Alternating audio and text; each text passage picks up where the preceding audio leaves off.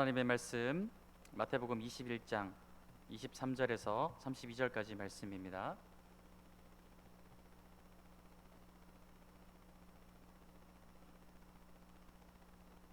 마태복음 21장 23절에서 32절까지 말씀 교독하겠습니다. 예수께서 성전에 들어가 가르치실새 대제사장들과 백성의 장로들이 나와 이르되 내가 무슨 권위로 이런 일을 하느냐, 또 누가 이 권위를 주었느냐.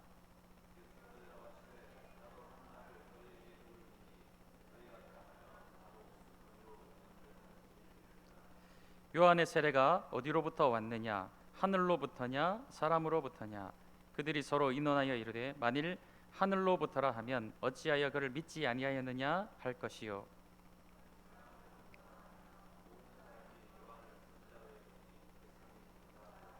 예수께 대답하여 이르되 우리가 알지 못하노라 하니 예수께서 이르시되 나도 무슨 권위로 이런 일을 하는지 너희에게 이르지 아니하리라.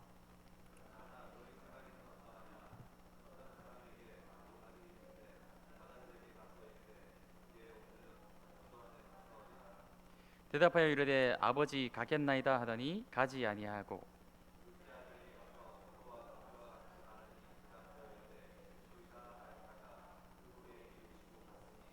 그 둘 중에 누가 아버지의 뜻대로 하였느냐. 이르되 둘째 아들이니이다.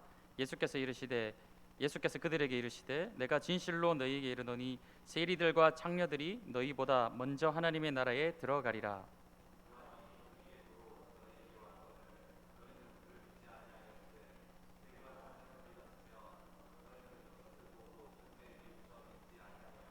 아멘. 지난 시간 성전의 원래 주인이신 예수님께서 성전에 들어가셔서 성전을 청결하게 하시고 그 성전의 원래 목적대로 하나님께 영광을 나타내시는 사역들을 감당하셨습니다. 여러 불치병 환자들이 그 성전 안에 나와서 깨끗하게 회복되는 일들이 그 안에 일어났죠. 이렇게 예수님이 이 성전을 청결하게 하신 것을 빌미로 하여서 예루살렘 성전의 권력자들이 예수님께 찾아왔습니다. 이런 예수님의 행동들은 자신들의 존립 기반 자체를 심각하게 위협하는 그런 행위였기 때문이었죠. 예수님이 예루살렘으로 들어오시는 그 순간부터도 사실은 굉장한 큰 이슈를 불렀지 않습니까? 수많은 군중이 예수님이 예루살렘에 들어오시는 모습을 보면서 이 종려나무 가지를 흔들며 호산나 호산나 우리를 구원하소서라고 외쳤던 것은 이미 그 대세가 예수님께로 기울었다. 자신들의 모든 어떤 권력 기반인 민심이 예수님께로 많이 옮겨졌다라는 것에 대해서 자신들은 굉장한 위협을 받고 있는 그런 상황이었습니다. 그래서 어떻게 하면은 예수님을 죽일 수 있을까? 이미 이전에부터 예수님을 여러 차례 죽이려고 음모를 꾸미고 있었지만 이 방법을 찾지 못해서 굉장히 고심을 하고 있었죠. 마침 이 예루살렘 성전을 청결하게 하신 예수님이 이 일을 가지고 잘 엮어가지고 질문을 우리가 잘 하게 되면은 예수님을 이번에는 죽일 수 있겠다 이런 생각을 가지고 어떻게 하면 예수님의 입으로 신성모독을 하게 할 수 있을까? 그 신성모독을 하게 하려는 유도 질문을 오늘 예수님께 던지고 있는 것입니다. 이 질문의 내용은 네가 무슨 권위로 이런 일을 하였느냐라는 것이 첫 번째고, 두 번째는 이 권위를 누가 주었느냐라는 것이죠. 권위의 기반이 무엇이냐라는 그런 질문이 되겠습니다. 만약 예수님이 대답을 이 자신이 성전을 청소하고 백성들을 가르치며 성전 안에서 환자들을 치유하는 이 권위의 근본이 하나님께로부터 왔다라고 만약에 이야기를 하게 되면 너는 지금 신성모독을 하는 것이다 이렇게 해서 죄로 고소를 하고 죽이려고 하는 것이고, 만약에 그 대답이 굉장히 모호하게 대답을 하게 된다면 대제사장들에 대한 반역과 모독죄로 고소를 하려는 어느 쪽으로 대답을 하여도 둘 다 걸려질 수밖에 없는 딜레마를 포함한 그런 질문을 하고 있는 것입니다. 사실 이들의 질문은 예수님께 나와서 할 때 순수한 의도가 아닌 것이죠. 정말 당신의 그 권위는 어디로 온 것입니까? 순수한 마음으로, 그것이 궁금하여서 하는 질문이 아니라 한 사람을 음해하고 살해하려는 불순한 의도가 이 안에 담겨 있는 것입니다. 하지만 예수님은 이를 너무나도 잘 알고 계시죠. 그들의 불순한 동기를 역으로 이용하고 드러내는 질문을 하고 계십니다. 예수님의 질문의 내용은 바로 24절 말씀에 나도 한 말을 너희에게 물으리니 너희가 대답하면 나도 무슨 권위로 이런 일을 하는지 이르리라. 요한의 세례가 어디로부터 왔느냐? 하늘로부터냐? 사람으로부터냐? 이렇게 질문을 하시는 것이죠. 마태복음을 처음에 시작을 할 때 말씀드렸듯이 적어도 마태복음에서는 이 하늘이라는 용어가 하나님의 대체 용어라고 설명을 드렸습니다. 유대인들은 하나님이라는 단어를 입에 담을 수 없어요. 그래서 대체 용어로 하늘이라는 단어를 썼다라는 것이죠. 그래서 예수님이 말씀하시는 것은 세례 요한의 이 권위가 하나님으로부터 온 것이냐 사람으로부터 온 것이냐 이렇게 되묻고 계시는 바로 예수님의 질문이 되겠습니다. 이 질문을 들은 사람들은 머리가 아주 굉장히 좋아요. 즉각적으로 또 예수님의 의도를 눈치를 채고 자기들끼리 회의를 하는 것이죠. 그래서 자기들끼리 이야기를 하는 것이 서로 의논하여 이르되 만일 하늘로부터라 하면 어찌하여 그를 믿지 아니하였느냐. 자, 하나님으로부터 세례 요한의 권위가 왔다라고 이들이 대답을 하게 되면 예수님이 이렇게 다시 물으시겠죠. 왜 너희들은 그를 믿지 아니하였느냐. 이게 무슨 말이냐면은 이 성전의 권력자들은 이 헤롯이 세례 요한을 참수를 할 때 아무 말도 하지 않았습니다. 그냥 세례 요한이 그렇게 감옥에 갇혀 있다가 헤롯의 아주 불의한 행동으로 인해 목이 잘려 죽을 때 그것을 말리는 저해하는 어떤 행동도 하지 않았다라는 것이죠. 또 바리새인들이 세례 요한에게 찾아왔을 때가 있었습니다. 광야에서 천국 말씀을 선포할 때 그때 바리새인들이 이 세례 요한으로부터 들은 말이 무엇입니까? 독사의 자식들아, 너희들도 회개하여야 된다. 강력한 말들을 들었어요. 그때도 이들은 그 말을 듣고도 회개치 아니하였습니다. 더 결정적인 것은 예수님이 요단 강가로 세례를 받으러 오셨을 때 세례 요한이 그 예수님을 바라보면서 무엇이라 말하였죠? 보라, 세상 죄를 지고 가는 하나님의 어린 양이다. 성령이 비둘기같이 예수님의 머리 위에 내리시는 것을 보면서 그 세례 요한이 예수님을 하나님의 아들로서 증언하였다라는 것입니다. 그런데 만약 이들이 지금 예수님의 질문에 대해서 세례 요한의 그 권위는 하나님께로부터 온 것입니다 인정을 해버리면 어떻게 되죠? 그들은 세례 요한의 모든 증언들 역시도 믿어야 되고 인정해야 되는 상황이라는 것이죠. 예수님이 바로 하나님의 아들이심을 인정하게 되는 것이고 예수님의 권위가 하나님이 주신 권위라는 것을 동시에 인정을 하게 되는 것이에요. 그렇게 할 수가 없는 것이죠. 그래서 또 생각하는 것이 만약에 세례 요한의 권위는 사람으로부터 온 것이다 이런 이 대답을 선택을 하면 어떻게 될까요? 이들의 생각은 사람들이 무서워서 사람들이 두려워서 왜냐? 모든 백성들이 이 세례 요한을 선지자로 여기기 때문에 그 세례 요한의 권위의 근본이 그냥 사람으로부터 온 것이다라고 해버리면 자신들을 향해 있던 모든 민심, 남아있던 민심조차도 다 잃어버리게 되고 자신들의 권력 기반 자체가 완전히 무너지게 되고 성전을 중심으로 잡았던 모든 기득권들을 다 상실하게 될지도 모르기 때문에 백성들이 두려운 것이에요. 그래서 차마 이 대답도 선택을 하지 못하는 세례 요한의 권위가 하나님께로부터 왔다라고도 대답하지 못하고 사람에게로 왔다고도 대답하지 못하는 그 딜레마에 오히려 자신들이 걸려버리는 그런 상황이 돼버린 것입니다. 결국 이들이 선택할 수 있는 대답은 무엇입니까? 모르겠다라는 것이죠. 알지 못하노라, 모르겠다라고 대답을 하고 있다라는 것입니다. 이에 예수님은 마찬가지로 동일하게 대답을 하시죠. 너희가 모르겠다, 대답하지 못하겠다 말하니까 나도 알려주지 않겠다라고 말씀하고 계십니다. 이미 예수님의 그 질문 속에서 세례 요한의 권위가 하늘로부터냐 사람으로부터냐 이 질문 가운데 이미 예수님의 대답은 다 포함이 되어 있는 것이죠. 사실 이 대화 이전에도 예수님을 찾아와 지금 아주 질 나쁜 질문을 하고 있는 이 종교 권력자들은 예수님이 하나님께로부터 온 분이심을 알고 있어요. 모를 수가 없습니다. 그간 일어난 수많은 예수님의 그 사역들, 말씀 선포, 수많은 표적들을 예수님은 여러 가지로 보여주셨어요. 하나님의 아들이 아니시면 불가능한 표적들을 이미 많이 보여주셨다는 것입니다. 좀 전에도 안식일에 손 마른 자를 고쳐주셨고 38년 된 중환자도 성전 안에서 고쳐주셨어요. 왜 안식일에 그런 일을 하느냐고 오히려 예수님을 정죄하였습니다. 14절 말씀에도 보면은 예수님이 성전을 청소하시고 난 이후에 맹인과 저는 자들을 고쳐주셨어요. 자신들의 눈앞에서 하나님의 아들이 아니면 불가능한 표적을 너무나도 많이 행하셨다라는 것이죠.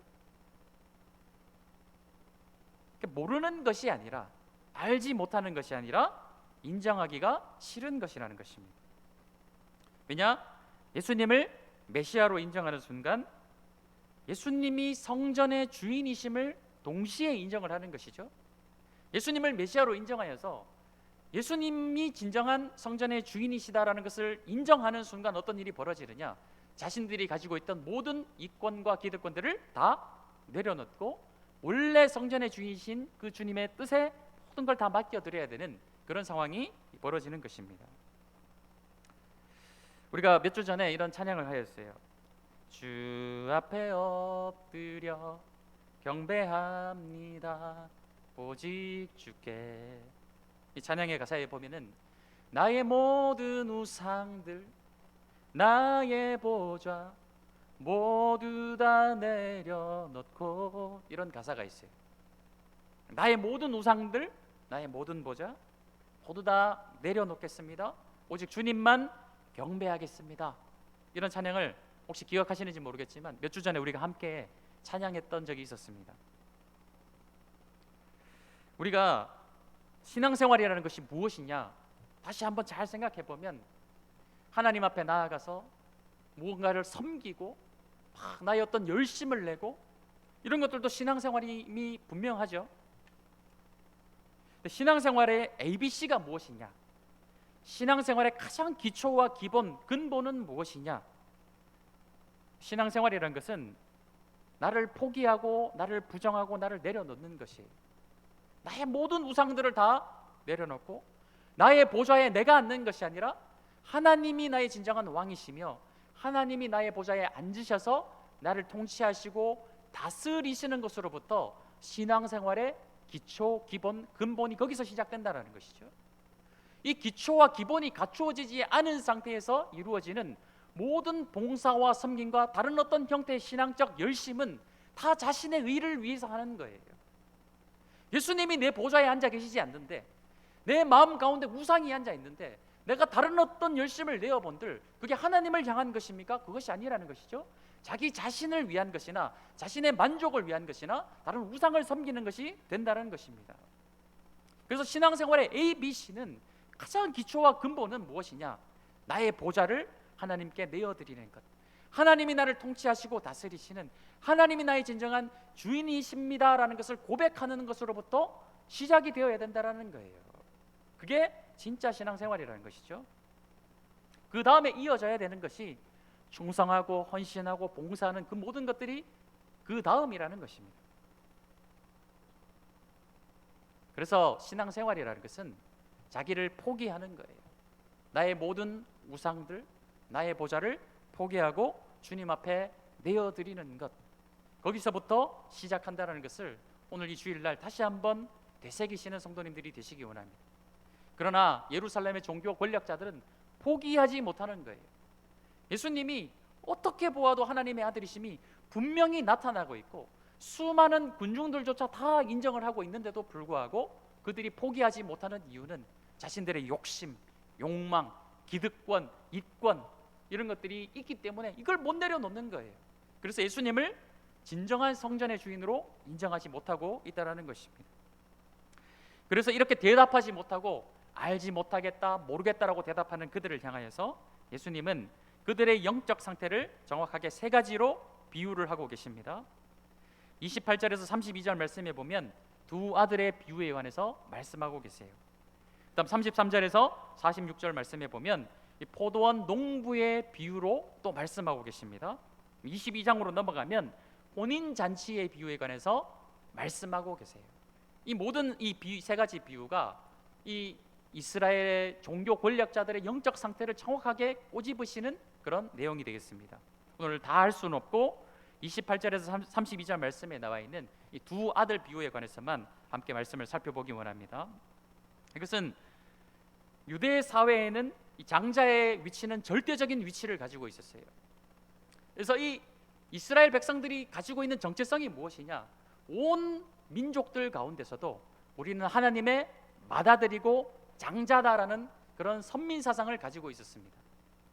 그런 이스라엘 백성들 가운데서도 특별히 예루살렘을 중심으로 한 이 종교 권력자들은 자신들이야말로 맏아들 중에서도 맏아들이다라는 그런 생각을 가지고 있었어요. 그래서 예수님은 오늘 이 두 아들 비유를 통해서 말씀을 하시는데, 자, 오늘 우리가 다 읽을 수는 없고 요약해서 드리면 이런 내용이 아니겠습니까? 아버지가 두 아들을 불렀습니다. 첫째 아들에게 야, 네가 일을 좀 해야 되겠다. 일을 맡기세요.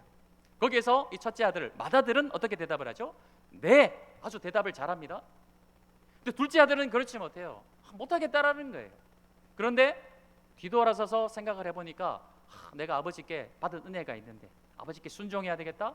면전에서는 못하겠다라고 대답했지만 돌아서서는 회개하고 그 일을 감당하는 둘째 아들을 우리가 보게 되는 것이죠. 누가 아버지의 뜻대로 행하였느냐? 예수님이 이 비유를 마치시면서 질문을 하셨습니다. 이 종교 권력자들이 대답을 아주 잘해요. 틀린 답이 아니라 둘째 아들이니다 라고 정확하게 대답을 잘 하는 것을 보게 됩니다. 두 아들의 비유에서도 대답은 누가 잘하였죠? 둘째 아들이 아니라 첫째 아들이 대답을 잘했죠. 아버지의 말씀에 네 라고 대답을 했어요. 그런데 이렇게 대답은 잘하는데 이 대답이 진심이 아니라는 것이죠. 진심이 아닌데 사람이 보는 앞에서는 아주 좋은 말을 하는 것을 우리는 립 서비스라고 이야기를 합니다. 마음에는 없는데 그냥 상대방의 비유를 맞추기 위해서 하는 대답을 우리는 그렇게 표현을 하는 것이죠. 이 맏아들인 첫째 아들은 늘 겉으로는 하나님을 경외하는 척을 하는 종교 권력자들을 가르치는 말씀이겠죠. 얼마 전에도 설명을 드렸지만 열매 없는 무화과 나무와 같이 잎사귀는 풍성하여서 겉보기에는 아주 좋아 보이지만 속에는 열매는 없는 상태. 이들은 분별력이 없는 사람들이 아닙니다. 지각이 없는 자들이 아니에요. 너무나도 잘 알고 있어요. 너무나도 잘 알고 있지만 그런 잘못된 상황을 자신에게는 정작 적용할 줄 모르는, 인정할 줄 모르는 자들이 바로 첫째 아들, 맏아들, 종교 권력자들. 겉으로는 대답을 잘하며 하나님을 경외하는 척하지만 실상 그 안에 경건은 없는 자들이 바로 이들이라는 것입니다. 사실 우리들도 대답은 잘하는 자들이죠. 적어도 우리들은 하나님께서 우리에게 말씀하실 때 예라고 대답하는 자들입니다. 오늘 이 자리에서도 우리는 함께 하나님께 예배드리며 하나님께 지금 예라고 대답하는 자들이에요. 예배 시간에 우리가 사도신경을 신앙으로 고백을 하고 있습니다. 여러 가지 찬양들을 부를 때 딱 하나님께 예라고 대답하는 메시지들로 찬양이 구성되어 있어요. 말씀을 듣고 아멘 아멘 하나님께 예라고 대답을 하는 것입니다. 우리가 기도하면서도 마칠 때 아멘 예라고 하나님 앞에 대답하는 자들이에요. 이 모든 하나님 앞에 예배하는 이 행동들이 딱 하나님께 무엇을 대답하는 것입니까? 예라고 예스라고 하나님께 대답하는 모든 행동들이라는 것입니다.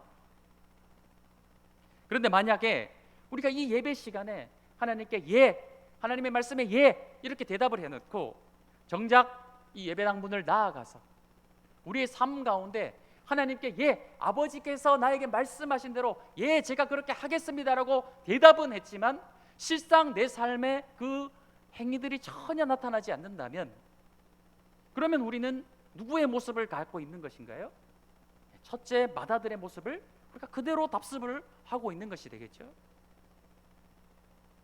하나님을 사랑하고 이웃을 사랑하라. 우리에게 늘 말씀하고 계십니다.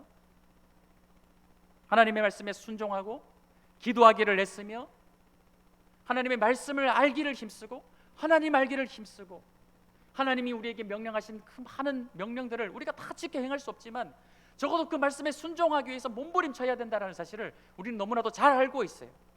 그래서 오늘 예배 시간에도 하나님께 아니라고 대답하는 사람은 아무도 없다라는 것이죠. 적어도 이 예배 시간만큼 하나님께 다 예라고 대답을 하고 있지만 정작 내 삶에 그 예라고 대답한 것에 대한 아무런 열매가 없다면 우리는 바다들처럼 살고 있게 되는 것입니다. 중요한 것은 마음의 중심이에요.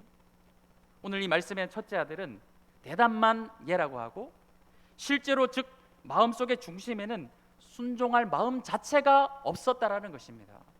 우리가 적어도 이 마다들처럼 되지는 말아야 되겠습니다. 장로교의 교리 특성상 사실 우리 교단은 이 행함보다는 믿음이 더 강조되고 있어요. 구원은 어떻게 받는가? 우리의 행위가 아니라 오직 믿음으로 구원받는다는 사실은 분명한 사실이에요. 근데 언제까지 우리가 이 구원의 문제에 얽매여 있어야 되겠습니까? 어떻게 구원받느냐? 행함이 아니고 믿음입니다. 믿음이 더 중요합니다. 맞아요. 그러나 우리는 이미 이 자리에 모인 우리는 이미 구원받은 자들이 언제까지 내가 구원받았냐 못 받았냐 어떻게 구원받느냐 이 문제에서 떠나지 못하고 있는 것이 거기에 발목 잡혀 있는 것이 아니라 이미 구원받은 자로서 구원받은 이후에 내가 어떻게 살아야 될지 거기에 우리가 더 집중해야 되지 않겠습니까? 내가 구원받았느냐 못 받았느냐 구원의 확신조차도 아직 흔들리고 있는 그 자리에 발목 잡혀서 머물러 있는 것이 아니라 이미 나는 믿음으로 말미암아 구원받았으니 이제는 내 삶을 하나님 앞에 어떻게 드려야 될 것인가, 구원받은 이후에 내 삶을 어떻게 하나님 앞에 드려야 될 것인가, 여기에 더 집중해야 될 것이 아니어야 하는 것이죠. 그래서 우리는 앞에서 예라고 대답을 하고 전혀 내 삶에 아무런 열매가 맺히지 않는 그런 마다들의 삶을 살 것이 아니라 이제는 정말 둘째 아들일지라도 정말 하나님 앞에 아니라고 대답을 하고 하지만 그러나 돌이켜 생각을 해보니 내가 하나님께 받은 은혜가 너무 크고 하나님의 사랑이 너무나도 큰데 하나님의 말씀에 순종하지 않는 나 자신의 연약함이 부족함이 너무나도 괴로워서 하나님 이제는 내 삶을 하나님 앞에 드리겠습니다. 그 둘째 아들과 같은 그런 자들이 되어야 되지 않겠습니까? 그래서 예수님은 32절 말씀에 요한이 의의 도로 너희에게 왔거늘 너희는 그를 믿지 아니하였으되 세리와 창녀는 믿었으며 너희는 이것을 보고도 끝내 뉘우쳐 믿지 아니하였도다. 믿음이란 무엇이냐? 믿음이란 무엇이냐? 우리가 다시 한번 오늘 말씀을 통해서 생각해 보시는 그런 성도님들이 되시기 원합니다. 우리는 이미와 아직 사이에 하나님의 나라를 살아가고 있는 백성들이에요. 하나님의 나라는 분명히 완성될 것입니다. 아직 이 땅 가운데서 하나님의 나라는 완성되지 않았어요. 그 완성되지 않은 하나님의 나라의 영광은 누구의 손에 달려 있느냐? 바로 우리들의 손에 달려 있습니다. 하나님이 영광을 받으시냐 받지 못하시느냐, 그 하나님의 영광을 오늘 현세를 살아가는 우리들의 손에 맡겨두셨어요. 그래서 우리가 이 첫째 아들과 같이 살아가게 되면은 마치 하나님의 나라가 무너지는 것처럼 보일 수 있습니다. 왜냐? 우리 손에 맡겨둔 하나님의 영광이 마치 떠나는 것처럼 보일 수 있다라는 것이죠. 예수님 당대의 종교 지도자들에게 성전을 맡겨두셨어요. 근데 맡겨두었던 그 성전이 하나님의 영광을 더 일으켜 세우는 것이 아니라 오히려 무너뜨렸던 것처럼 오늘날 동일하게 우리에게도 이 하나님 나라의 제사장으로서 우리를 세우시고 우리의 손에 하나님의 성전, 하나님의 영광을 맡겨두셨습니다. 우리가 첫째 아들처럼 겉으로는 경건한 척하고 다 하지만 실제로 마음에 진정으로 하나님을 경외함이 없다면 하나님의 나라는 화르르 무너지는 것처럼 보일 수 있게 된다는 것입니다. 우리의 삶이 진정한 예배가 되길 원합니다. 립 서비스를 하는 자들이 아니라 진정으로 하나님 앞에 회개하고 둘째 아들처럼 아버지의 말씀에 적어도 순종하려고 애쓰는 자들이 되시기 원해요. 그렇게 애쓰다가 한 번씩 실수하고 넘어지는 것 하나님 아버지께서 너무나도 잘 알고 계시고 다 그것을 안으시고 품으시는 하나님이세요. 그렇게 애쓰다가 힘쓰다가 우리의 마음의 중심이 하나님께로 향해 있어서 그렇게 한번 살아보려고 애쓰고 힘쓰다가 한번 넘어지는 것, 하나님이 모르시겠습니까? 그런데 겉으로는 예예 하지만 그것이 다 립서비스이고 마음의 중심은 전혀 하나님께로 향해 있지 않는 것, 하나님이 너무나도 잘 아신다라는 것이죠. 하나님의 나라를 이 당대의 종교 권력자들처럼 무너뜨리는 자들이 되지 마시고 하나님의 나라를 진정으로 세워가시는 신실한 하나님의 제사장들이 되시기를 축복합니다. 함께 찬양하겠습니다.